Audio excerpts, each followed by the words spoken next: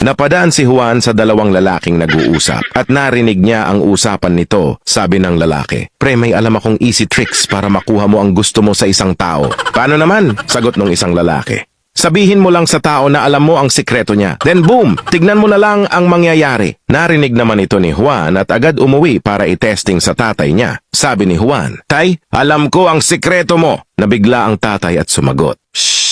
Ito ang 500. Huwag mo sabihin sa mama mo." Tuwang-tuwa si Juan dahil nagkapera siya kahit di niya naman talaga alam ang sikreto nito. Pumunta naman siya sa kanyang nanay. Sabi ni Juan, "Nay, alam ko ang sikreto mo." Kinabahan ang nanay at sumagot, "Shh! Bibigyan kita ng 1,000. Huwag mo lang sabihin sa tatay mo." Tuwang-tuwa si Juan dahil nagkapera na naman siya. Lumabas siya para gastusin ang pera at nakita niya ang kapatid ng tatay niya. Naisip niyang lokohin ito. Sabi ni Juan, "Tito, alam ko ang sikreto mo." Sumagot yung tito, "Buti alam mo na ang totoo. Lumapit ka sa akin at yakapin mong mahigpit ang totoong tatay mo."